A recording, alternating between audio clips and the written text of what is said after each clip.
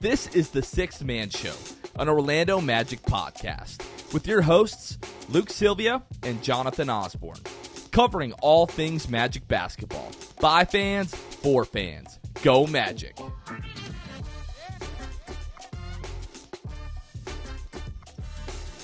Welcome in, Magic fans. My name is Luke Sylvia. I'm not always joined by Kevin Tucker, producer Kevin, but producer Kevin is here. It is August 7th.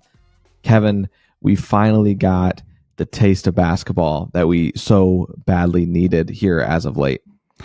Yeah, Luke, first off, greetings. Glad to be with you. Our friend, old Jonathan, enjoying a little getaway this weekend. So we're getting to take over the show, and no Jonathan means no rules, so we can do whatever we want.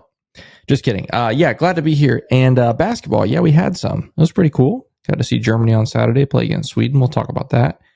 And even more basketball to come this week. You know, tonight, as you guys are listening to this, the United States basketball team gets to play. So that'll be cool. Got a lot to talk about with that, too. An interesting weekend with USA basketball. But before we talk basketball, Luke, I did want to bring up a couple things. You know, you are a newly developed soccer person, kind of, right? You know, so for those that don't know, Luke has gotten into the world of FIFA, the video game, which is kind of funny because this is your first FIFA and it's the last FIFA because they're changing all the branding and everything because they lost the FIFA rights. Now they're EAFC 24 starting in September. But I don't know if you followed like any of the stuff that happened today, specifically with the Women's World Cup, you know, like the United States going out on penalties, ironically, to Sweden, you know, who we're going to talk about in a little bit, their basketball team. But I don't know if you got to check any of that out. Today was an absolutely heartbreaking way to end your World Cup campaign, but I don't know if you get to check any of that out. Yeah, I did actually. Mainly because aside from FIBA, there's really nothing else going on. So as much as I honestly tried to just avoid soccer news in general, because yes, although I have gotten into FIFA recently, I don't care too much about the soccer world at all. I have claimed the team in the Premier League that I will be maybe rooting for come the season in Newcastle. We'll see if that actually happens. FIFA's lost me momentarily. Maybe I'll be back for EAFC 24. I don't know. All that said, I do try to not read soccer news, but it was everywhere today. That's true. And it just happened that the missed penalty kick, everyone likes to clown on Rapinoe. Is that how you say your last name? Yep. So yeah, they like to clown on her. So that was all over my Twitter today, unfortunately for her and Team USA. Yeah. Rapinoe's a bit of a polarizing character. Some people absolutely love her, some people absolutely hate her. And so the people that hate her were very loud today. To be fair, you know, this obviously isn't a soccer show, but politics aside, or, you know, whatever your opinion of her aside is, she was really bad this World Cup, which is sad because she, on the soccer side of things, is an absolute legend of the sport, not just the United States, but for the world. But yeah, this was like one too many World Cups for Megan Rapinoe. And she's done now. Correct? She's done. Oh yeah. Yeah. She's very She done. wasn't, she is If now. she was very bad, including a missed penalty, which is, you know, you want your veterans to go up there and take care of business. And she absolutely fluffed it. So anyway, heartbreaking loss. I mean, literally, I don't know if you saw the goal line decision, like literally by less than an inch, they lost today. But well, you know, the people, Kevin, they can come for the Team USA talk on the front end here, women's soccer, but we're going to talk basketball. That's and because it's finally back. Yes. Germany versus Sweden, the game that seemed out of certainty here and in the balance for Germany, and a game that you didn't really suspect to go that way. That Germany, you watch them play and you forget the players that they have, right? Obviously, you've got Schroeder, you've got the Wagner brothers, you've got Daniel Tice as well, and then a lot of really interesting international pieces that play for Germany as well. That, as you know, you and I talked about, Jonathan, we got to know the roster during Eurobasket last year. So it's interesting to see how it's going to go this go around. We're going to continue to learn this Germany team, of course, because we're going to watch these games. But Franz Wagner finishing with the second most points on the team in this one. 15 points behind Schroeder, 17. 5 of 13 from the field, 5 rebounds, 4 assists, 4 steals for Franz Wagner. an incredible game from him in that regard. Defensively, he distributes the ball super well early on. And I think that's what impressed me the most, Kevin. And I'll toss it to you in a second so you can talk about whatever you got from this game. But Franz Wagner distributed well early. He had like 2 assists in the first 5 minutes of the game or something like that, along with like 4 points, like 2 or 3 buckets in the first few minutes as well. Got hot at the beginning. And it just super encouraging to see Franz locked in. We knew he would be. The Wagner brothers and most everybody loves to represent their country and play. And he didn't disappoint on that end. 5 of 13 from the field, man.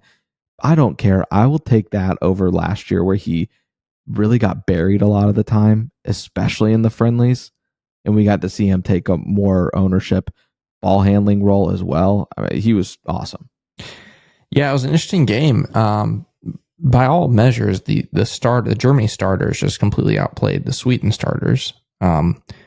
And the game really kind of swung with the second unit, which Mo Wagner spent most of his time with the second unit in this game. So I'd like to take off my bias. Mo Wagner was really kind of one of the bright spots of the second unit. Wasn't great, but he was very aggressive, obviously, as we come to expect from Mo Wagner. But yeah, that first quarter, Germany got out to, I think it was a 10-0 lead to start. And then they kind of let off the gas in the second part of that first quarter and let Sweden back into it. But like you said, second quarter, third quarter, tight game, including Sweden having a lead several times during that stretch. And then the fourth quarter, once the starters came back in, they reasserted their dominance. And I think they outscored them like 27-7 in the fourth quarter or something like that. Yeah. But yeah, I would just say, yeah, Mo Wagner, very aggressive, had some great drives to the rim, got fouled a lot. Franz Wagner, I felt like, and again, we're a year removed from the last tournament that we saw. One of the frustrating points for Magic fans last year was, down the stretch of games, it became the Dennis Schroeder show. And no Magic fans wanted to see that. We wanted to see Franz get the ball in his hands and put the game, up to him. And it wasn't necessarily a close game down the stretch in the fourth quarter, but in the first chunk of the fourth quarter where it still was, Franz did get the ball in several different possessions and did really well with it. Was, a good facilitator, got to the rim a couple of times. And so it'll be very interesting once we get into the actual World Cup, and we expect a lot more competitive games and games that are really close down the stretch to see if maybe, the keys to the team have been handed off to Franz by now.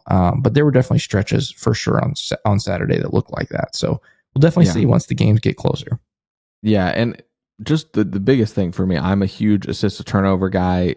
Franz having just one turnover was awesome. Yep. I mentioned his steals. He had a clutch one that really felt like it put the game away with like 4 or 5 minutes left. I think it might have put them up 7 or 9 at that point. I can't remember.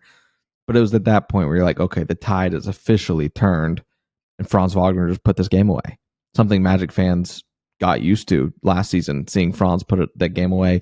Fourth quarter Franz, as he has become to be known. So just really good to see that, regardless of his shooting splits or whatever. And Mo Wagner, you talk about him getting at the free throw line, 8 of 10. Yeah. He was 2 of 6 from the field, but he still finishes with 12 points and 9 rebounds. Just Mo Wagner doing Mo Wagner things. If things aren't falling his way, he's going to find a way to impact it. Yeah, and I think another takeaway, forget the Magic, just from a basketball standpoint, Germany basketball standpoint, I think, and it's early, it's only one game, and it's not like I sit here and watch Germany all year long, or these specific players all year long for Germany that aren't in the NBA.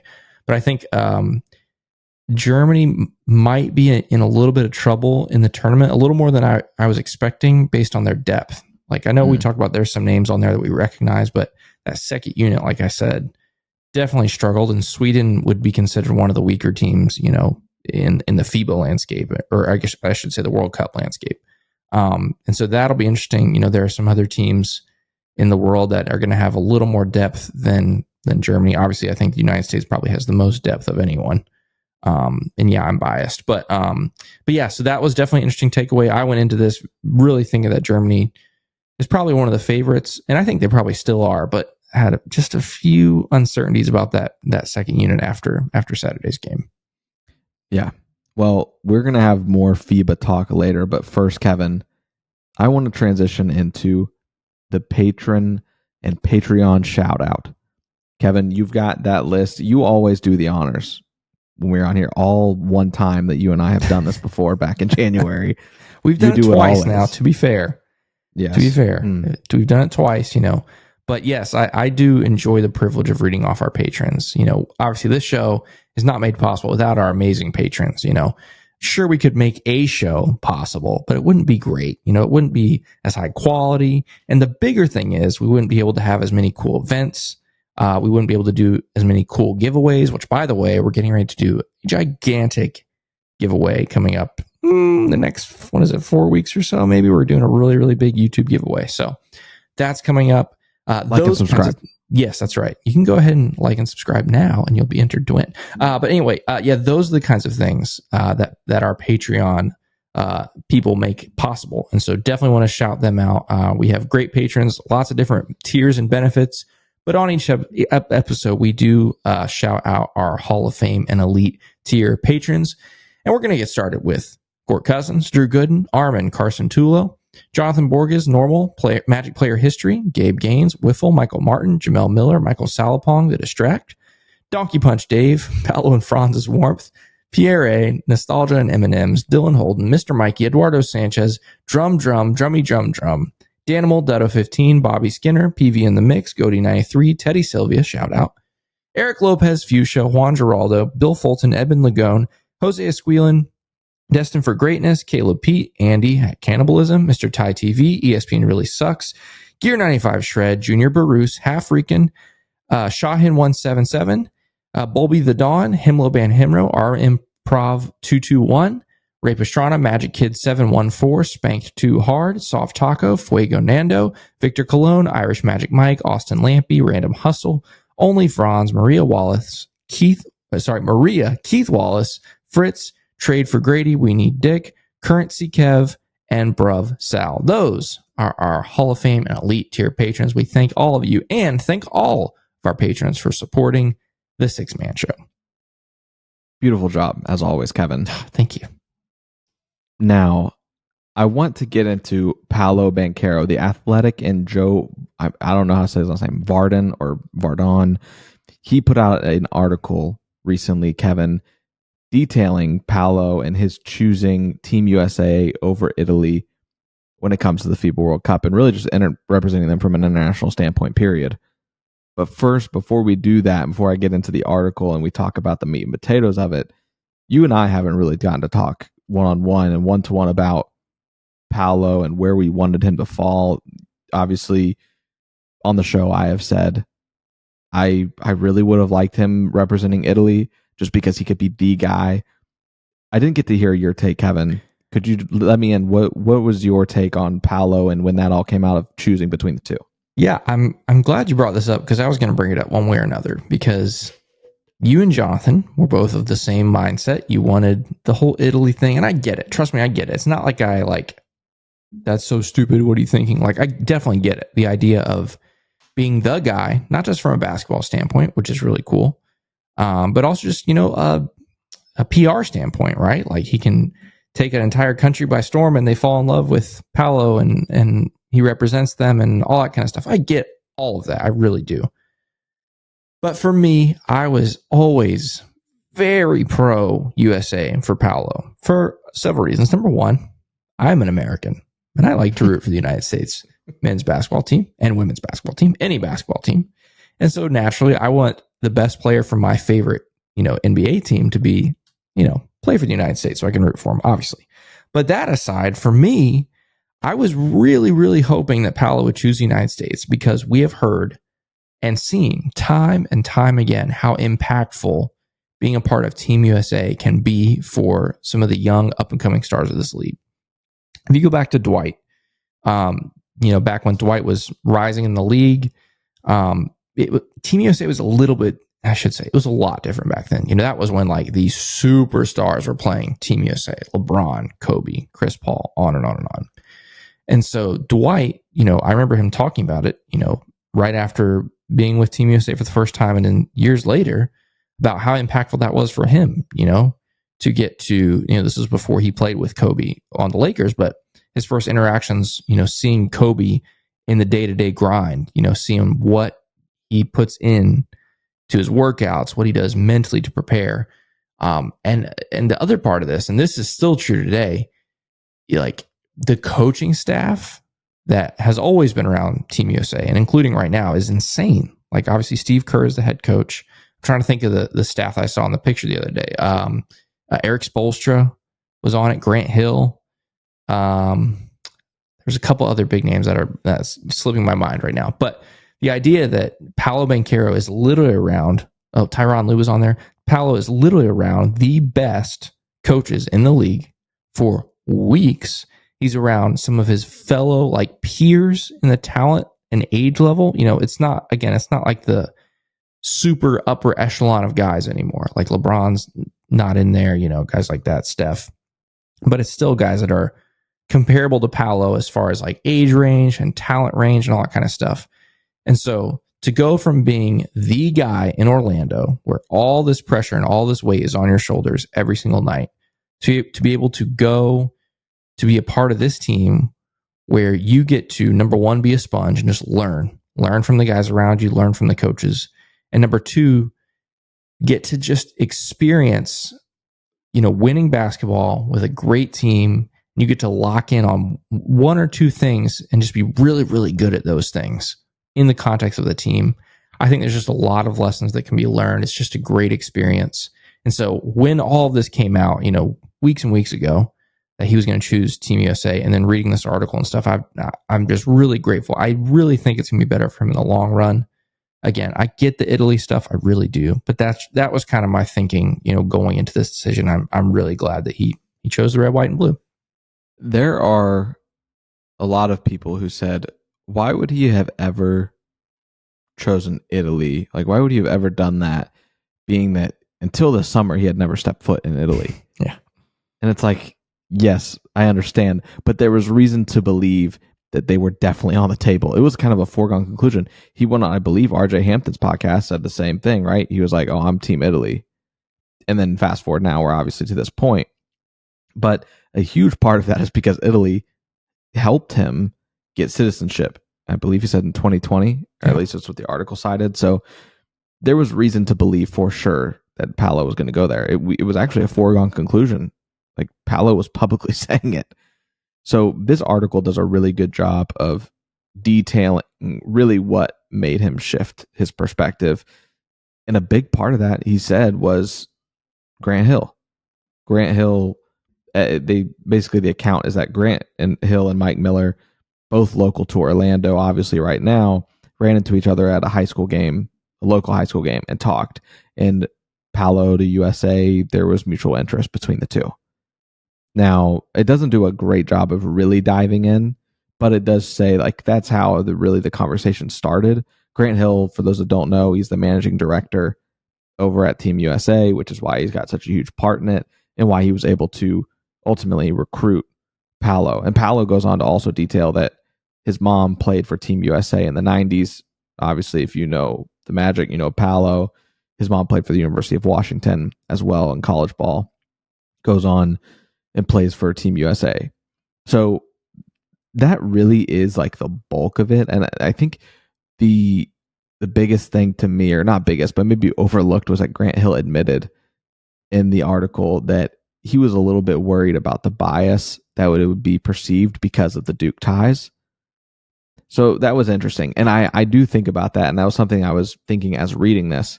Obviously, we know that connection, but there's other guys in the league that could have gotten an invite to Team USA. And this is the Duke brotherhood that everybody talks about, where they're like, if they have two really promising young players to choose from, and the guy recruiting is a Dookie, and the player is a Dookie, and the other guy's not, that other guy's out of luck. It's facts. Paolo makes a great case for himself, but rookie of the year, 20 points per game, best rookie season since LeBron James. There was a lot of things there that credited him, but we can't ignore that there is a connection that Grant Hill even put Paolo in his mind. So interesting article. I think it was well written and gave a lot of insight and just quotes and things like that made it all interesting. Is there anything else from this article, Kevin, that you really took, or is this kind of, have I summed it up best I could there? No, yeah, I think you definitely summed it up. I think just the idea of Grant Hill, and obviously it's part of his role, as you mentioned, but the idea of him going out and actively recruiting Paolo, I think is pretty strong. Like, again, it's his job, but the idea that I think he must have known that door was still open, like, yeah, Paolo says Italy, Paolo's got the Italian flag in his bio. Yeah. He's talking about playing for Italy, but Grant Hill knew that door was a little bit open. And so I love the fact that he went for it and got it. And, it's definitely interesting. And we've already talked about it on the show a couple weeks ago, but yeah, the Italian, men's basketball federation still very unhappy about this whole thing. And to be fair, we don't know what happened behind closed doors, but they probably have a reason to be. It sounds like Paolo was maybe giving them some assurances and then, decided he wanted to, stay home. But either way, the drama hopefully will be long in the rearview mirror here sometime soon. But yeah, definitely interesting saga for old Paolo. I think, and it's super funny to think about, because if we were in Paolo's shoes, where would we lean initially, right? I think that there's like this allure about the international, right? And countries that are not ours. And so for him to feel like there's some semblance of Italian heritage for him, he just didn't know. And I think he thought it was cool and it was a trendy thing to do. I'm going to go play for them. I'm sure he had a lot of the same thoughts. I'm going to go be the guy. I'm going to be kind of immortalized in Italian culture and in the country by the time this is over. But now you get to shift to Team USA, where you're now playing the long game. And he talks about it in the article. They have a quote from him that essentially says, I'm not the guy on this team. And I get that. And it gives me time and ability to show the things that I didn't necessarily get to show too much of when I was in Orlando, because I'm getting the ball all the time. And I love that he called himself the guy, by the way. Yeah. Because that's what it says in the quote. I'm the guy. But now he's able to show, like, defensively what he's able to do, off ball more of what he's able to do. So it's just really cool. And like I said, you're playing the long game, right? You're not the guy right now. But in a couple Olympics or a couple FIBA World Cups, are you the guy? I hope so. And especially with the trajectory that we're on, which is where like the superstars aren't playing, Paolo's going to eventually get to be the guy. You talk about Dwight and getting to see how guys' work ethic was. Paolo now has guys like Anthony Edwards, who could be the face of this team, who also said he didn't really love basketball when he got drafted. Like, these are just two totally different ends of the stratosphere. But I love that Paolo gets to really put his fingerprint on this team as a sophomore, basically, in the NBA, coming out of the Rookie of the Year. And maybe a few years from now, we're looking at Paolo being the face of this team. But it's going to be interesting because this team can really grow if they all decide that they want to keep accepting invitations. Brandon Ingram might be phased out by then and be that superstar status that like doesn't want to do it. But I would really love for it to be, I don't mind it like this, because I like it when it's maybe not. I mean, it is a foregone conclusion that the USA wins a gold. I think it's a disappointment if you don't. But at the same time, it's not as obvious as it once was. So that's super interesting to me. Yeah. Something really fun for us Magic fans is that Paolo isn't alone in this training camp, as far as from the Magic standpoint. Paolo's got a friendly face there in camp. Obviously, we've already talked about Jamal Mosley, head coach of the U.S. Select team. Makes a lot of Magic fans a little warm and fuzzy the last 24, 48 hours, getting to see these images and videos of Paolo and Coach Mosley working together, in practice and warm-ups and all that kind of stuff. Jamal Mosley, guarding Paolo and all that kind of stuff. It's very fun. But USA Select team making some noise this weekend, huh, Luke?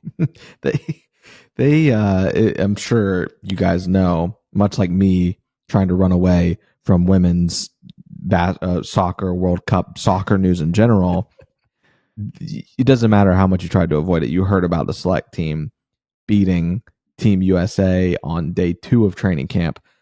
The story comes out, they beat them 47-39. And the more that these stories start to divulge, we find out that Cade Cunningham is really the reason. Cade Cunningham just doing his thing and asserting his dominance. And if you saw clips of it, he really was. Like, he in the pick and roll, his vision was incredible. just everything that we heard about Cade Cunningham while he played. It's hard. It's really easy to lose sight of Cade Cunningham because he's not been able to stay on the floor. But when he's on the floor, he's awesome. And I hope he can stay healthy and continue to rehab because he's a lot of fun. But really, he was the story in this scrimmage. And I love that it's even a thing, right? I love that even if it's a flash in the pan story, it's something that people could talk about for a few years at least. It's not the first time this has happened that a select team has beaten them, but has beaten Team USA. But it is interesting. Is there anything that, and obviously in this, I'll also note that in both periods of the time of the scrimmage, Cam Johnson was the starter over Anthony Edwards. That sense has been cleared out, and Team USA beat them handily, it sounds like, most recently. Yeah, and that starting lineup was pretty much what most people, the second starting lineup with Anthony Edwards, I should say, is pretty much what most people assumed that lineup would be like. So to see Cam Johnson starting that first day of those scrimmages was a little surprising. But as far as like the whole select team, like you said, this has happened actually on multiple occasions, in past, camps and stuff. But it's so interesting when you look at this select team roster. We've already talked about it a little bit because some people felt that Jalen Suggs was snubbed, should have been on this team. But you mentioned Cade Cunningham, Jalen Duren's on there, Langston Galloway, Jalen Green, Quentin Grimes, Chet Holmgren, John Jenkins, Herb Jones, Eric Micah, Trey Murphy, Keegan Murray, Peyton Pritchard, Naz Reid, and Jalen Williams. And so when you look at that roster, some very strong young talent, obviously. Cade Cunningham, Jalen Duren, Jalen Green, Keegan Murray, Jalen Williams, Chet, all those guys. But when you compare them side by side to the, select roster, it's like, I don't know. It's very, very interesting that those guys were able to win. But it goes to show you, every team's got some growing pains. Team USA, they're still figuring some things out. And it makes me wonder, like when we hear about these scrimmages, like the actual Team USA, the main team, are they maybe not going 100% in these scrimmages because they know they've got a long few weeks ahead, right? They don't want to risk injury. And they're trying to conserve their energy because, like we said, we've got all these warm-up games and then the World Cup and then go right into their regular season. But then on the flip side, you got the select team, like these are their biggest games of the summer. Like this is it for them. Like this is the peak, of the competition for them. They get these couple scrimmages against the big boys and at the same time, they're in front of all the USA basketball brass and the big coaches we talked about and everything. So part of me wonders if if that at least contributes to it. Those guys are going really hard, and then Team USA on day 2 is like, okay, you know what? We'll play this way. I think that might be something. I don't know. You mentioned, Kevin, that this isn't the first time it's happened. 2021 is where I'll take you first. Tyrese Halliburton was on the select team, and he leads the select team in 2021 to a victory in one of their scrimmages against Team USA that, mind you, went on to win the gold in Tokyo. Evidence number one that this doesn't really matter. Then I will teleport us back to 1992, Kevin. Before you were born, by the way. I'm transporting myself before birth. Yep. For Team USA, the dream team, right? No one could touch them except a bunch of college athletes. Grant Hill being one of them in 1992. Wow. Who beats Team USA, the only team, by the way, to beat Team USA that whole summer. So that's just another example, right? I mean, the USA has a ton of talent, and back then it was Grant Hill and the college stars holding it down. Yeah, most consider that dream team to be the greatest team ever assembled in the history of team sports. And so for the select team to go out there and beat them, I don't care. Especially when you think about those guys, like literally some of the most competitive people in the history of sports. Michael Jordan, obviously being the first name that comes to mind, like insanely competitive. You think he wanted some college scrubs beating him? I can promise you not. So effort was not an issue there. And if he didn't have effort, he might have put it in too late. Right. Grant Hill had already been putting in that work. Yep. And you talk about guys that are just flying free and have nothing to lose. Can you imagine just a bunch of college players? I guarantee you that almost every time they played the NBA team, the Team USA team that they would be able to either be close or win a game with the top college stars, because those guys are locked in. That's their big thing. And like you said as well, right? You're in front of the brass of Team USA. Now at this point, you're in front of guys like Grant Hill and all other parts that do the recruiting, and you want to keep this relationship going. You don't want to go out here and drop a dud, again, as a select team member, because you want to be sure that you get looked at down the road. So that was exciting, Kevin. Just stories, right? And I hope that we hear more like it. They're always good to hear. Yeah, and I'll just say one more thing. Going back to the whole Jalen Suggs thing, with the select team, part of it, I think, you and Jonathan already talked about this, wanting him to be on the select team. Part of it is because the select team naturally becomes a pipeline for, the main men's national team. Like, even just from this current roster, I was just looking some of the guys that were previously on the select team. You already mentioned, who did you mention? Oh, Tyrese Halliburton. Yeah, you mentioned Tyrese Halliburton, Mikal Bridges, Jalen Brunson, Anthony Edwards, Brandon Ingram, and Jaren Jackson Jr. all were part of select teams in the past. And now all of them will have very key roles, this summer for the men's national team. And so, I wish Jalen could have been a part of that, not just for the current experience, but the potential experience down the road. But look, Jalen, if he, can put it together on the court in the NBA, he'll get a call up to the men's national team for sure. So just so everybody knows, you mentioned the starting lineup earlier. The starters, that seems, is going to be Jalen Brunson, Bridges, Brandon Ingram, Anthony Edwards, and Jaren Jackson Jr. We will get to see them in action as you guys are listening to this tonight at 10 p.m. Eastern on FS1. Those guys, Paolo Banchero, are going to take on Puerto Rico. Puerto Rico, they've played 10 in their last 10 games. Team USA has won 9 out of 10. There is one familiar face for at least the Magic organization. Yep. Aleem Ford, who is of the Osceola Magic, playing for Puerto Rico. So I'm sure that is an incredible opportunity for him. But I think we all expect Team USA to run away with this one. Yeah.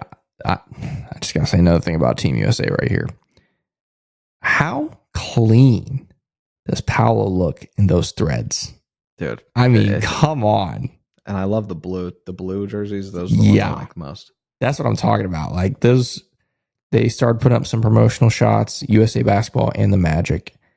And I'm like, oh man, that dude, I know we talked about, his nationality and citizenship and which national team he would play for, but man, that looks good on Paolo. I'm just saying. It does. It does. And I wanted to ask you, Kevin, as well. When you were kind of talking about why you wanted Paolo to play for Team USA, you mentioned, number one, you're American. You always root for Team USA. Yep. Do you think, because in our lifetime, in general, Team USA hasn't had much competition, and so that's why for me, I'm just not a huge I'm not all in on national basketball in general, international basketball, because of that. Because we're supposed to win, and there's not much to it. It's like if you were an Alabama Crimson Tide fan, I get it, right? Like, they're incredible. I don't know how they do it all the time, because it'd be like, if we don't win the championship, the season sucks. Mm-hmm. It's win or bust, and that's what it feels like with Team USA in basketball. But does your love for soccer or football, does your love for that tie into your love for Team USA? Do you think that's why you care about Team USA in all aspects? Because internationally, Team USA isn't the top dog. They're not expected to win everything they do, but you care about that and you cheer for that. And I think as a soccer fan, that's something that you would agree with. Yeah, I don't think they're related for me. For me, it's just, first off, I'm just a sports nerd to begin with. Like, I'll watch anything. And so I definitely get pumped for any kind of basketball. But yeah, I mean, I've always been kind of attached to, USA basketball in general. Like, I used to have all these, Michael Jordan VHSs, one of them was had a pretty prominent feature with the Dream Team. So that's kind of where I fell in love with like the idea of USA basketball. And even though that team won every game by an average of like 39 points or whatever it was, I don't remember. I still, thoroughly enjoyed learning about that team, watching some of their game film, and I've always just kind of been interested. So I don't think it's necessarily related to soccer, but it is definitely very interesting. Now, the world has caught up, like, comparatively speaking to what it was 20, 30 years ago. You got Greece with Giannis, you got Serbia with Jokic, and on you go. Canada has gotten better, those kinds of things. So it's definitely not necessarily a total shoe-in, not a walk in the park. But if our best guys are on the team and those guys play their best, yes, the United States should still win. Doesn't always happen, especially because in international basketball, the rules are different and it's officiated differently, and it's more geared towards a team-oriented style of play, right? If you've got a team that's very focused on, one player, and that player being very selfish and ISOs all the time and all that kind of stuff, it doesn't work as well in international basketball. And so you get the best players together, get them playing together. Yes, the United States should win, but that's also part of the fun for me. I enjoy winning every game. That's fun, Yeah, it's less dramatic, but hey, you're the winner. That's what sports are all about, So yeah, it'll be interesting. I always come across on Facebook. One time I posted a picture of Team USA in a game that they played, and they won by like 55 or 60 points in international play, right? And I think it was the Olympics, but I don't remember who the team was. But it's like those are the memories of Team USA right there. Just them stomping everybody out that they play. Now, moving forward, Kevin, Germany will play against Canada on Wednesday, August 9th at 1:30 p.m. Eastern. Germany will also play against China Saturday, August 12th at 12:30 p.m. Eastern. And this is when I almost said the Orlando Magic, Team USA is back in action on Saturday as well against Slovenia at 3:30 Eastern. And then they play again Sunday, a little back-to-back action. They play, and both these games are in Spain, by the way, but they play against Spain to round that out on Sunday at 3:30 as well. So got a lot of basketball coming our way, specifically this weekend. There's a lot of it. I don't know where it's going to be televised necessarily. Obviously, we know the Puerto Rico game against USA is FS1. We'll have more details, I'm sure, on Thursday's show, but that's what we're looking at. Yeah, it's always so interesting when you get into stuff like this. Like the number of warm-up games just like blows my mind. Like they're playing United States, 1, 2, 3, 4, 5 warm-up games, and the intensity as well. Yeah. Those. Yeah. Yeah. In the next 13 days, they're going to play 5 of those. And one of them is going to be in Vegas. 2 of them are going to be in Spain. 2 of them are going to be in Abu Dhabi, and they go to the Philippines. Like that's a pretty grueling schedule. Like even if you're not playing sports, you're going from Vegas to Spain to Abu Dhabi in less than 2 weeks, that's a lot. And to the Philippines, I should say. That's a lot. So it's interesting. And then, of course, they'll play this tournament, which is supposed to end, I think it's the beginning of the second week of September or something like that. And then you turn right around, get 2 weeks off, and do training camp and all that kind of stuff. So it's an intense ride for these guys. But again, hopefully it's a really good experience for all of them, and especially for Paolo. And what I do wish, last point here before we let you guys go, is that I wish that Victor Wembanyama, it made sense for him and he had enough margin to play for his country in this FIBA World Cup. Obviously, he's taking it off, but just you talk about, right, like the growing strength and power of all these teams, and that is definitely one of them that will contribute greatly. Yeah, Luke, before we go, I want to call a little bit of an audible. This is not something you and I talked about. While I'm setting this up, can you go ahead and pull up a list of all 30 NBA teams, whether it's standings or whatever? Go ahead and pull up a list so you have it right in front of you of all 30 NBA teams. I'm calling it audible here.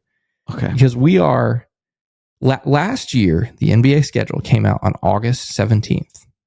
It's August 7th. Okay. It's come out, I think it was 2 or 3 years ago. It came out like August 12th or something like that. So like, we're really close. Like we are in schedule territory. And if you've been around this show for the last couple of years, you know how passionate I am about the NBA schedule release. And so, these next couple episodes, I might try and inject a little bit of schedule talk coming in there, to get everyone primed and ready for the schedule. Because I have not been this excited for a schedule release in a long time. I'm really excited. So with zero time to prep, I've put you on the spot right here. Looking at all 30 NBA teams, give me like 2 or 3 that you're interested, like the most interested to see the Magic play this year. Like when the schedule comes out, you're going to be looking at this game. Maybe it's a certain game on the road or whatever. Like, what are some of the games, some of the matchups that like you're going to circle? Hopefully, if it comes out in the next couple weeks, what games are you going to circle when that schedule comes out? Number 1 is the Miami Heat, right? Mm-hmm. That's got to be in there because I need the world to know the frauds that they are getting to the NBA Finals. Come on, I think it's time that the Magic are able to get over the Miami Heat, get over that speed bump, which feels a lot bigger than a speed bump, but we need to get over it. Yeah, I really want to go wherever it is. Amway, we go down south and we beat them. Miami Heat is one that you always have to schedule, right? I know that's what our good buddy Jonathan's going to be looking at for sure. Yeah. But then I also want to see how they do against the Boston Celtics. You dominated that season series last season. And now you're on the radar for a lot of these teams.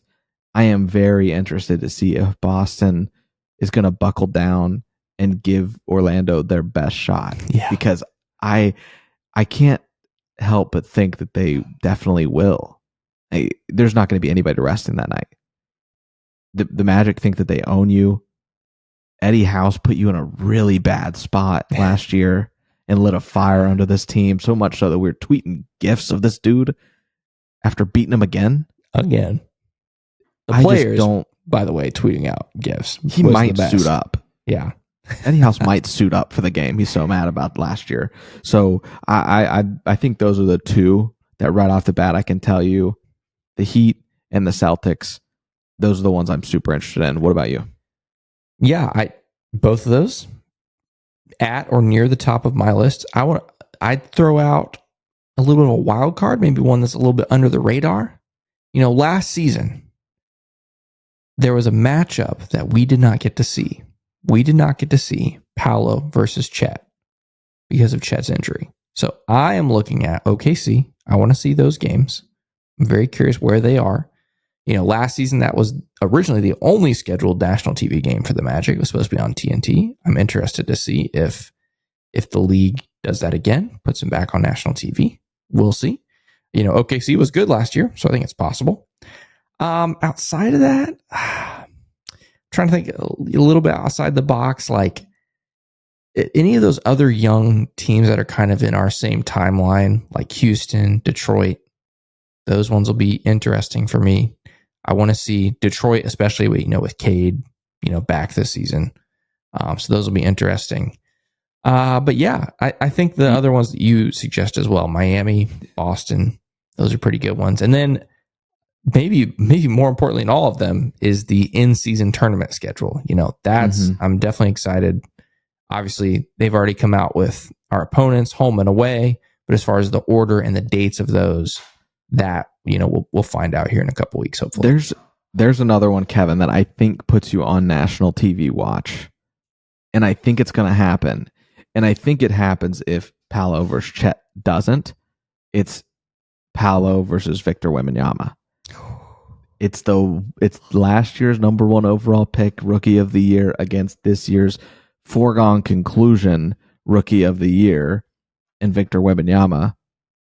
That matchup, I wonder if they try to schedule that game early in the season before, if whatever, injuries, anything like that, anything weird happens, you hope you can get ahead of that and you can do that at the beginning of the season. So I think that's it. And also just in general, right? I think before I'm looking at any matchups, I'm going down the column that has the national TV for sure. Yeah. I'm not even looking at the teams first. I'm just going straight down how many we got. Yeah. And I'm not looking at NBA TV either, guys. Yeah. So I want ESPN, TNT, whatever you can give me. I feel like we're finally going to get a real one this year. I feel like it's going to happen. We'll see. I don't know. We'll see. I thought it was going to happen last year and it didn't. So yeah, thank you, Luke, for indulging me with that. Obviously, as we go along, they're going to eventually announce when the schedule will be released, and we'll do a proper full-on schedule preview segment of an episode, where we'll go through kind of like what we did here, but in a little more detail, and we'll get Jonathan's opinions on it, the things to look for in the schedule. And then, like I said, hopefully the next couple of weeks, we'll have a schedule, and then we'll get to marinate in that schedule for weeks and weeks and go into months and months. And then next thing you know, it'll be time for the season. Well, Kevin, I appreciated that. I really do, because it gets me excited about the season, right? As much as I like the international play because of what it means and how many Magic players are involved, there's nothing like talking about directly the Orlando Magic and things like schedule release and potential matchups and what we're excited about, what gets the juices flowing, because that always does it for me. More so than anything else on this podcast is talking directly about Magic basketball. So I do appreciate that. Is there anything else that you have for us, Kev, before we let our listeners go? I think that's it. Go USA, go Germany, go Georgia. Oh, we forgot to mention Georgia lost again, but Goga didn't play. Go USA, go Germany, go Georgia. Did I miss anybody? Oh, Australia. Joe Ingles, of course, go Australia. So those are our teams for the next 3 weeks. All right, guys. For producer Kevin, I'm Luke Sylvia. We'll catch you guys next time. See ya. Thanks for listening to The Sixth Man Show. Be sure to subscribe on iTunes and Spotify to get new episodes downloaded directly to your phone. If you enjoyed the show, please take a minute to give us a 5-star rating and a review. It helps out the show a lot. Follow us on Twitter, Instagram, and Facebook at Sixth Man Show. We'll catch you guys next time. Go Magic!